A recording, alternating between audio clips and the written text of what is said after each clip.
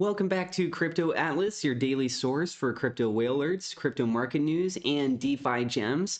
And today's episode is absolutely packed. We've got a $90 million XRP whale transfer, a wave of bullish signals across the ecosystem, new ETF news, Ripple's expanding footprint in New York, and even the latest comments from David Schwartz and Brad Garlinghouse that might reveal where all this is heading. So you guys go ahead and get something, sit down, because this isn't just another whale alert. This feels like the calm before a major liquidity event. So first up, this was at 5:50 a.m. Whale alert caught a massive transaction, 36,482,900 XRP. That's worth about $90.6 million, transferred from Kraken to an unknown wallet. Now, here's where things get interesting. That receiving wallet was only activated a month ago with just 4 XRP in it. That's barely the minimum to open an account on the XRP ledger. So either someone just created a fresh wallet to store a fortune, or we're looking at a brand new custody setup ahead of something big.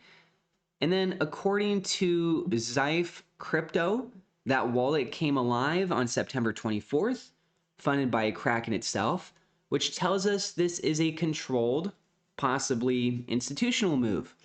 A month later, boom, $90 million is deposited out of nowhere. That's not retail money, that's strategic liquidity. And only a few hours after that, analyst Chad Steingraber reported $23.9 million in direct USD to XRP net inflows hitting Coinbase.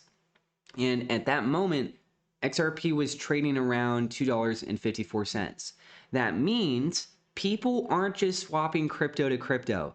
They're bringing new money in. So while one whale pulls $90 million off an exchange, others are buying in cash. That's classic accumulation behavior. Tight supply meets fresh demand, the setup you see right before a major move up. And before we continue on, I want to let you know I have a referral link down in the description below for a crypto exchange called BTCC. You can get a referral bonus if you do use my link. That goes all the way up to $10,055.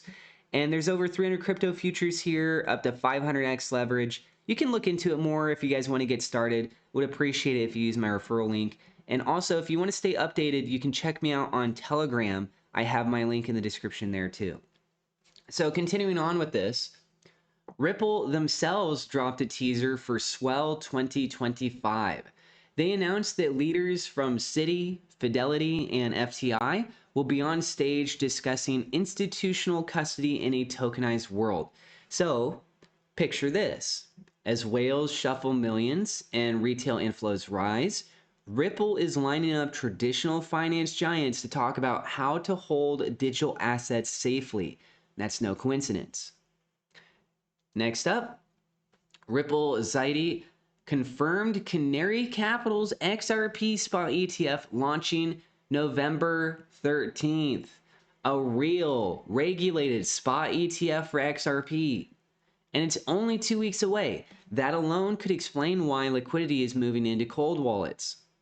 On top of that, Brad Garlinghouse was quoted saying, in 5 years, we're not just Amazon Books, we're Amazon. That's his way of saying Ripple isn't just a payments company anymore. They're becoming a global financial platform. And talking about Ripple's idea again, they followed up with another update. Ripple's ODL technology is driving an increase in XRP use for real-world payments as banks integrate it for institutional transactions. So the real utility side is kicking in, not just speculation, but banks actually settling value with XRP. And that utility feeds right back into the ledger's value. Remember, every transaction burns a tiny bit of XRP. So the more adoption, the tighter the supply. SBI Holdings just released its October 31st report, and it's packed with data.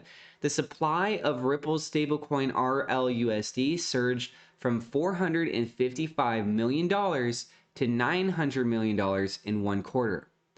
Ripple also acquired Hidden Road, now Ripple Prime, Rail for stablecoin payments, and G Treasury for treasury management. That means Ripple's infrastructure now covers payments, custody, and liquidity management, basically everything a bank needs to operate on chain.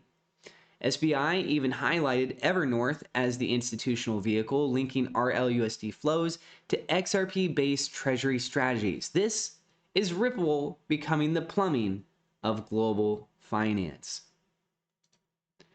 And meanwhile, Bill Morgan pointed out that 9,900 XRP futures contracts were traded on CME in a single day.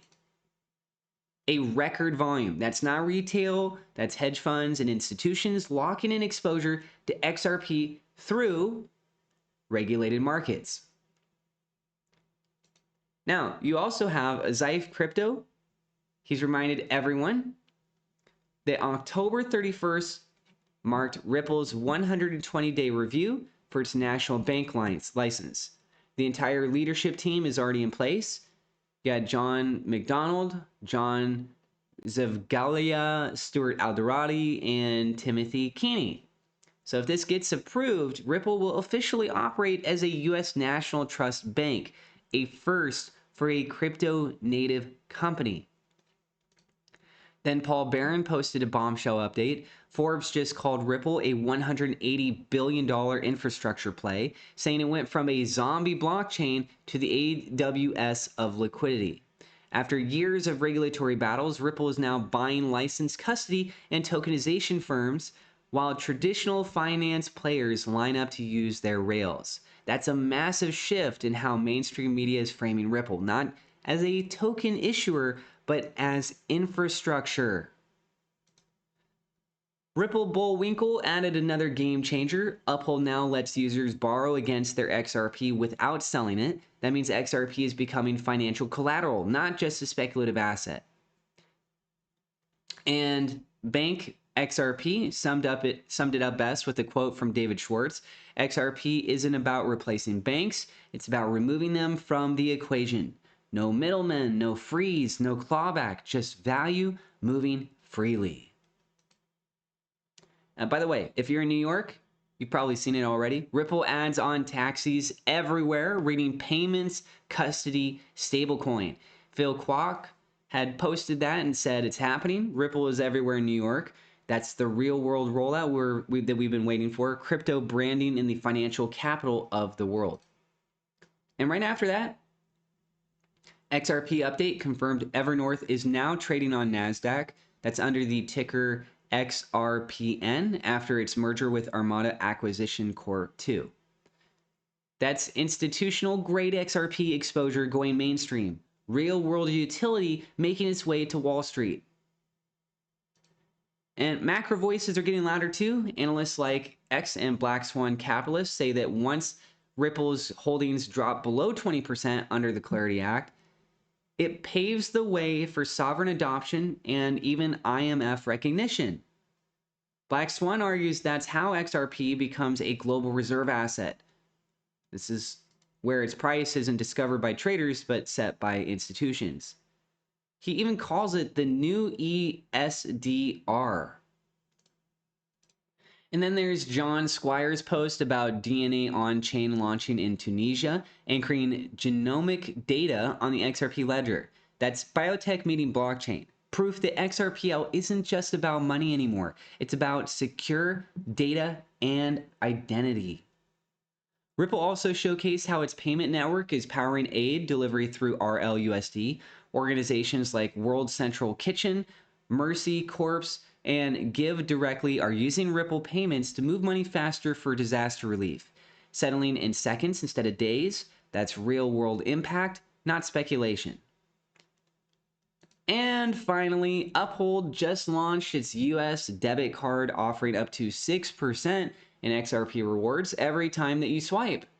That's the bridge between crypto and daily life, turning XRP into something you can earn and spend effortlessly.